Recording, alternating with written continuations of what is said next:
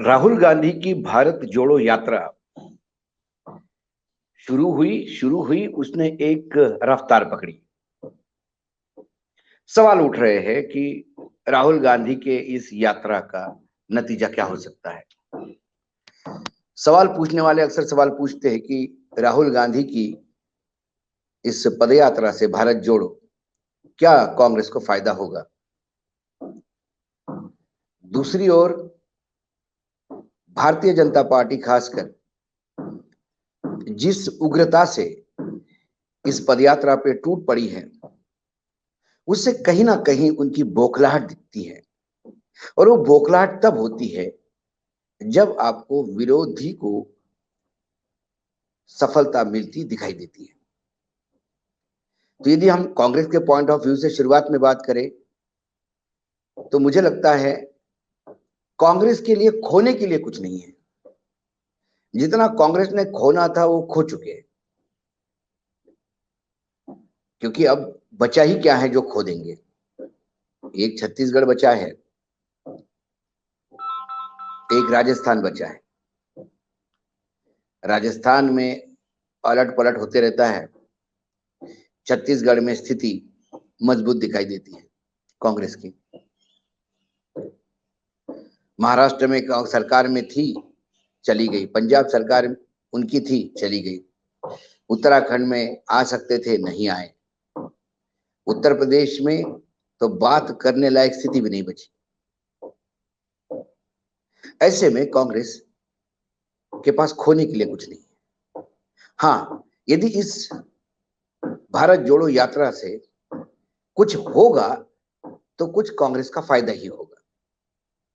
मुख्य रूप से खासकर राहुल गांधी की जो छवि बनाई गई थी, एक पप्पू की छवि, उसमें कांग्रेस के लोग ज्यादा जिम्मेदार थे। बाकी विपक्ष ने, जो कांग्रेस के विरोधी थे, उन्होंने उसको और ग्लोरीफाई किया। नॉन सीरियस पॉलिटिशियन की एक इमेज बनाई गई थी कि जब चाहे तब विदेश भाग जाता है, कभी भी राजनीति छोड़ के गायब हो जाता है, कंसिस्टेंसी नहीं रहती। वो जो छवि उन पे लगी थी। और तीसरी लगी थी कि उनके पास बहुत ही, उनके जितने भी चॉइस है, चॉइस ऑफ पीपल, जो व्यक्तियों का वो चयन करते हैं, वो निहायत ही घटिया स्वरूप के होते हैं कि वो पार्टी को भी डुबोते हैं, उनको भी डुबोते हैं, समय आने पे उनको छोड़ के भी चले जाते हैं। और अक्सर राहुल गांधी की जो युवा ब्रिगेड थी उसमें से बहुत सारे लोग विरोध के सूर लेके राहुल गांधी को छोड़ के चले गए, जो है वो रोज राहुल गांधी की तकलीफें बढ़ाने का काम करते हैं। तो ऐसे नैराश्य के घेरे में घिरे हुए उस राजनेता के पास और कुछ नहीं बचता, तो एक आखिरी विकल्प करके जनता के बीच में जाने का प्रयास उन्होंने किया, और वो है पदयात्रा। कईयों को लगता था कि क्या ये चल पाएंगे। उन्होंने 25 किलोमीटर का टारगेट रखा था। सबने मिलकर कहा कि साथ में लोग भी चलते हैं साहब, नहीं चल पाएंगे तो ये 20 किलोमीटर तक रखिए। कन्याकुमारी से शुरू हो गई और देखते देखते उसने मोमेंटम पकड़ लिया। खासकर दक्षिण भारत में जिस हिसाब से जनसैलाब उनके पीछे चल रहा है, जो समर्थन उनको मिल रहा है, वो देख के कहीं ना कहीं असहजता की स्थिति में भाजपा आ गई है। क्योंकि भारतीय जनता पार्टी के साथ एक खासियत है, वो बहुत दूर से अपने संकट को भांप लेते हैं और उससे लड़ने की तैयारी करते हैं। दक्षिण भारत में वैसा तो भारतीय जनता पार्टी का कोई वजूद नहीं, ना केरल में है, ना कर्नाटक, तमिलनाडु में है, ना आंध्रा में है, ना तेलंगाना में है। कर्नाटक में जरूर है, लेकिन कर्नाटक के आगे वो बढ़ नहीं पाए। कर्नाटक में भी जो कुछ भी है वो येदुरप्पा है, और येदुरप्पा ने यदि हुंकार भरी तो फिर बीजेपी वहां कहीं नहीं है। ये कई बार येदुरप्पा दिखा चुके हैं। येदुरप्पा को आपने हाशिए पे रखा, वहां हिंदू मुसलमान करने का बहुत प्रयास हो रहा है। कांग्रेस भी उतनी ही ताकत के साथ वहां लड़ रही है। तो यह तूफान बनके ये दक्षिण से उत्तर तक आया। जब ये महाराष्ट्र में घुसेंगे, मध्य भारत, फिर मध्य प्रदेश और राजस्थान होते हुए जब ये पंजाब, हरियाणा, पंजाब और फिर जम्मू कश्मीर जाएंगे, उत्तर प्रदेश में कहीं टच करेंगे, तो क्या वहां का रिपोर्ट यहाँ के जनमानस को प्रभावित करेगा? इसके लिए बीजेपी अभी से तैयारी कर रही है और लगातार हमलावर हो रही है। जब राहुल गांधी के उठाए हुए सवालों का जवाब भारतीय जनता पार्टी के पास नहीं है, सरकार के पास नहीं है, और वो तो जब पहले दिन से 2014 से जब राहुल गांधी सवाल उठाते आ रहे हैं, चाहे वो नोटबंदी का हो, चाहे वो जीएसटी का हो, चाहे बेरोजगारी का हो, किसानों का हो, लैंड एक्विजिशन बिल का हो, 3 किसान कानून का हो, चाइना के आक्रमण का हो, महंगाई का हो, ये सारे सवालों पे सब लोग हंस रहे थे। बाद में यही सवाल कोविड का हो, यही सवाल बाद में एक भयावह समस्या बन के देश के सामने आया, और दबी जुबान में फिर सभी ने इस बात को एक्सेप्ट किया कि नहीं, राहुल तो सही बोल रहे थे। तो उनकी आकलन की क्षमता में कमी नहीं। हिंदी बोलते समय स्लिप ऑफ टंग हो जाती है, और मुझे लगता है उसके यदि रिकॉर्ड देखा जाए तो प्रधानमंत्री नरेंद्र मोदी जी का जितना स्लिप ऑफ टंग होता है, जितना वो बोलते समय गलतियां करते हैं, शायद ही आज तक में किसी नेता ने की हो, और वो भयावह गलतियां होती है। 3 सदियों को संतों को का इकट्ठा करके बिठाते हैं, कई बार नाले के ऊपर मटका रख के क्या गैस से चूल्हा जलाते हैं, ऐसे कई उदाहरणों देते रहते हैं। और अभी तो अमित शाह जी ने भी दूध ग्राम में बेच के एक नया रिकॉर्ड बनाया। तो पहले उनका मजाक उड़ाया जाता था, जब वो निकले और जब बेकारी की बात करते हैं, महंगाई की बात करते हैं, गरीबी की बात करते हैं, तो ये आदमी 41,000 रुपए का टी शर्ट कैसा पहनता है, इस पे हमला हुआ। फिर बाद में जब लाखों रुपए का सूट मोदी जी का दिखाया गया तो वो हमला विफल हुआ। उसके बाद जो झूठों का सरताज जिसे कहा जाता है, वो स्मृति ईरानी जी, उन्होंने फिर कहा कि ये निर्लज्ज है कि कन्याकुमारी से शुरुआत करते हुए स्वामी विवेकानंद के स्मारक तक नहीं गए। लेकिन जब राहुल गांधी का वो वीडियो मार्केट में आया, क्योंकि राहुल गांधी विवेकानंद को दिल से चाहते हैं, तो जब वो जाएंगे वहां आदरांजलि देने, तो वो उसका दुकान नहीं बनाते। और भारतीय जनता पार्टी को आदत है इन छोटी मोटी चीजों का, पर्सनल आस्था का भी, व्यक्तिगत आस्था का भी पब्लिकली दुकान बनाने का। वो तो सुपरमार्केट खोल के बैठ जाते हैं, माँ का आशीर्वाद भी लेना हो तो सुपरमार्केट बनता है। तो भाजपा वहां बैकफुट पे आ गई। फिर बात हुई कि करोड़ों रुपए कौन लगा रहा है इस पदयात्रा में। पैसा लगता है पदयात्रा में भाई, वो तो संघ के बैठकों में भी लगता है, नरेंद्र मोदी जी के रैली में भी लगता है, तो इसमें कोई बड़ी बात नहीं। एक नेशनल पार्टी है, उनके पास भी पैसे वाले लोग हैं, सरकारें हैं उनकी। उसके बाद आया कि वो लग्जरी कंटेनर साथ में चल रहे, उसमें आराम फरमाते हैं। तो फिर अडवाणी जी की रथ यात्रा जिस रथ पे थी, वो कोई रामायण के जमाने से घोड़े से चलने वाला रथ नहीं था कि धूप और हवा चलती हो, वो भी बहुत लग्जरियस रथ था। तो इन तमाम बातों को जब आपको उनके सवालों का जवाब नहीं उठते हैं, तो आप उसकी विफलता पे फिर आसाम के मुख्यमंत्री कहने लगे कि भाई भारत क्यों जोड़ना है, जोड़ना है तो पाकिस्तान जोड़ो, भारत तो परिस्थिति जोड़ा हुआ है।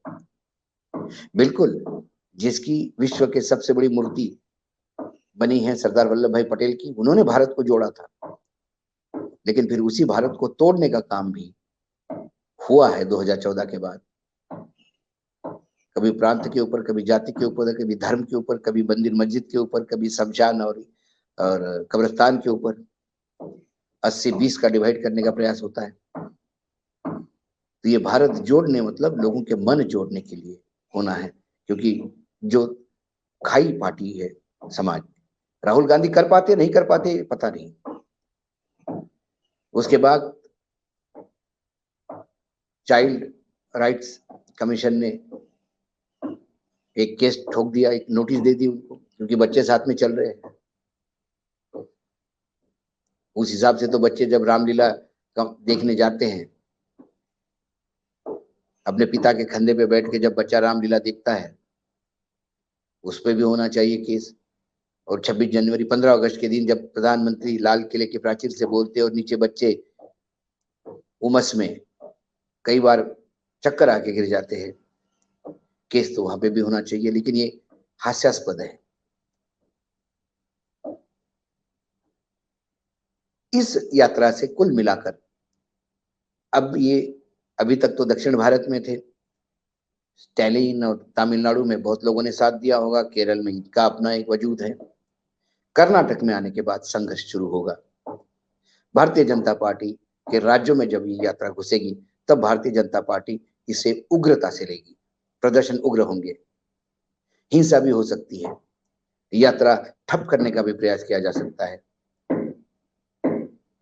क्योंकि खासकर भारतीय जनता पार्टी का ये 2014 के बाद का खासकर एक कैरेक्टर रहा है, यदि खुद की लाइन लंबी नहीं कर सकते तो वो दूसरे की लाइन छोटी करने में ज्यादा विश्वास रखते हैं।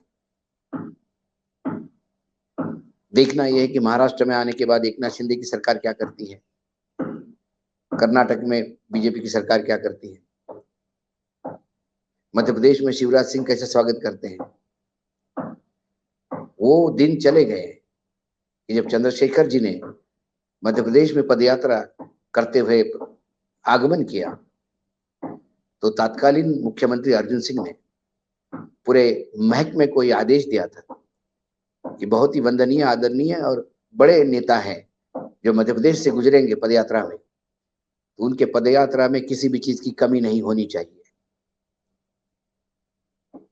इतना बड़ा दिल आज के जगह भी कहा, आजकल सीना सिर्फ बड़ा है, दिल बहुत छोटे होते जा रहे हैं। तो कर्नाटक में चुनाव, आने वाले चुनाव है। कर्नाटक में बीजेपी कांग्रेस सत्ता में थी, वहां से सत्ता दखल किया गया उनको लोग तोड़ के, वहां एक उत्साह भराया जा सकता है। महाराष्ट्र के विदर्भ में वो जा रहे हैं, जो विदर्भ एक जमाने में गढ़ हुआ करता था कांग्रेस का।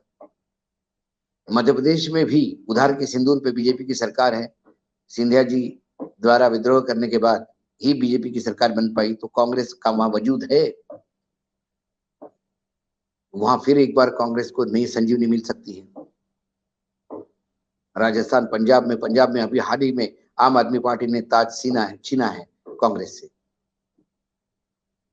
वहां फिर राहुल गांधी हुंकार भर सकते हैं। तो ये तमाम यात्राओं में उनका फायदा ही होगा। एक आरोप ये लगता है कि भाई वो उत्तर भारत में, उत्तर प्रदेश को नहीं टच किया, बिहार को नहीं टच किया।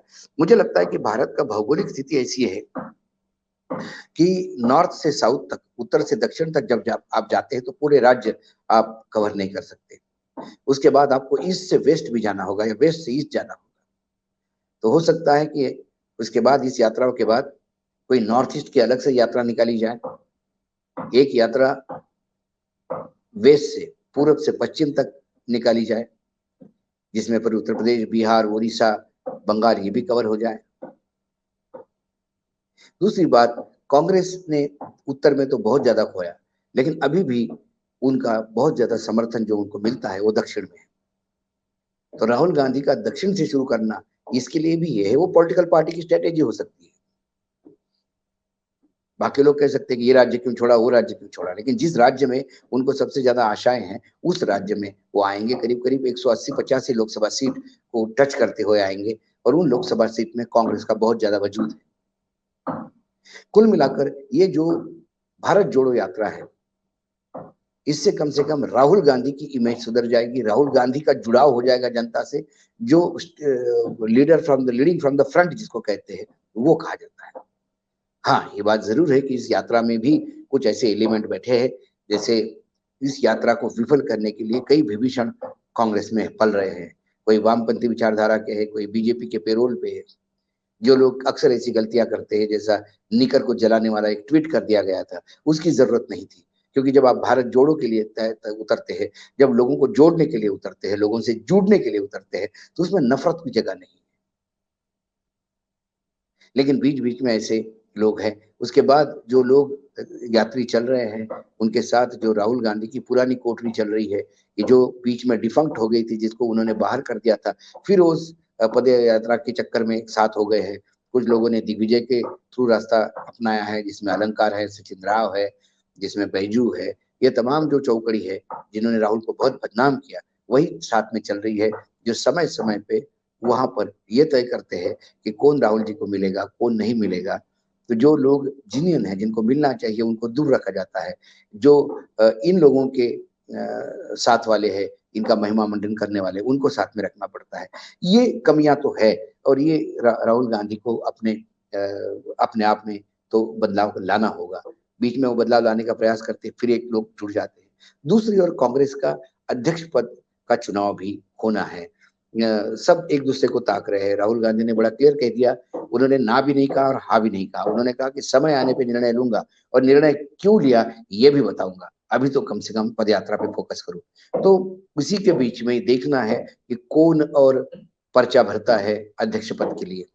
उसके बाद चुनाव होंगे नहीं होंगे तय होता है। यदि किसी ने पर्चा भरा ही नहीं, ऐसे में हो सकता है कि 11th आवर पे राहुल गांधी का पर्चा आ जाए और वो निर्विरोध रूप से चुनाव जीत जाए, या कोई राज्य कहीं से प्रस्ताव भेजे कि सोनिया गांधी को कंटिन्यू ही रखा जाए या राहुल गांधी का नाम प्रस्तावित करे। ऐसे कई चीज होते हैं, लेकिन इस भारत जोड़ो यात्रा से भाजपा तो बौखलाई गई है।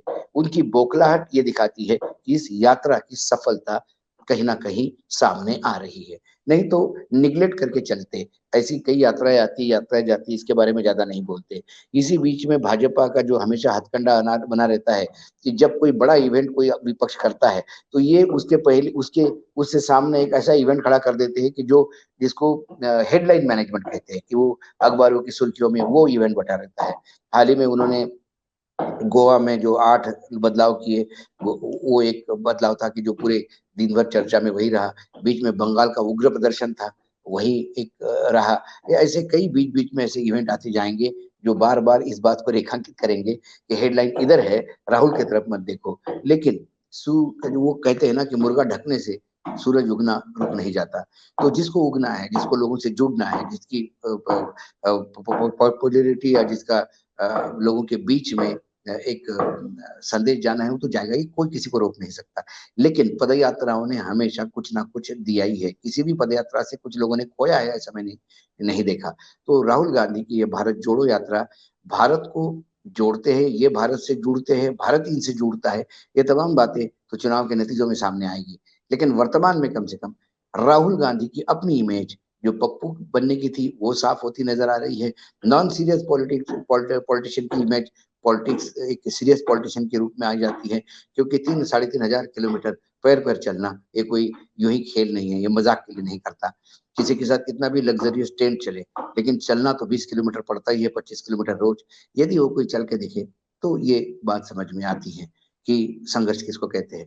तो एक संघर्षशील नेता करके स्थापित होंगे। उनके बारे में ये तो बात सारा देश जानता है कि उनको इवेंट इश्यूज की समझ है, क्योंकि वो जो जो प्रश्न उठाते हैं वही प्रश्न बाद में समस्या बन के आए हैं। तो वो बात है। दूसरी बात जो ये नॉन सीरियस पॉलिटिक्स की है, वो भी जाएगी, पप्पू की इमेज भी धुल जाएगी। कम से कम राहुल गांधी का नेतृत्व निखर के सामने आएगा। इसके साथ इसके आगे बीजेपी क्या करती है ये देखना है, क्योंकि बीजेपी सभी दूर से संकट से घिरी हुई है। बिहार में उनको गड्ढा है, यूपी में कुछ ठीक नहीं चल रहा है, पुराने अलायंस सब अलग अलग हो चुके हैं। ऐसे में क्या 300 का आंकड़ा फिर पार कर पाएंगे लोकसभा में? नहीं तो तकलीफ होगी। गुजरात में आम आदमी पार्टी ने नाक में दम करके रखा है। ऐसे में बीजेपी अपना वजूद कई जगह तो अपनी सरकारें बचाने में लगी हुई है, कई जगह तो 2024 का जो सामने का समीकरण है वो उन्हें परेशान करता नजर आता है। ये तो समय बताएगा कि चीजें क्या होगी। सारे क्षेत्रीय दल पूरी ताकत के साथ अपने क्षेत्र में पूरे लड़ाई के मूड में है कि किसी भी हालत में लोकसभा में इस बार अपना प्रतिनिधित्व पूरी ताकत के साथ होना चाहिए। ये तमाम बातें कहीं ना कहीं बीजेपी के 2024 के लिए असहजता उनको लाती है। और कांग्रेस, जिनको वो कांग्रेस मुक्त भारत की बात कर रहे थे, वो फिर भाजपा कांग्रेस युक्त हो रही है, बात अलग है। लेकिन कांग्रेस जो बची हुई कांग्रेस है, उसमें भी गांधी परिवार, चाहे आप परिवारवाद कहो चाहे कुछ भी कहो, उसके बावजूद भी राहुल गांधी ने जो हुंकार भरी, उसके जो प्रतिसाद है वो लोगों के बीच में भी आ रहा है, और कहीं ना कहीं भाजपा को बहुत ज्यादा परेशान कर रहा है, ऐसा मुझे लगता है। और आप हमसे जुड़े रहने के लिए सब्सक्राइब करें YouTube पर, फॉलो करें Twitter पर और लाइक करें Facebook पर। और ज्यादा जानकारी के लिए आपको टाइप करना होगा सिर्फ न्यूज नशा।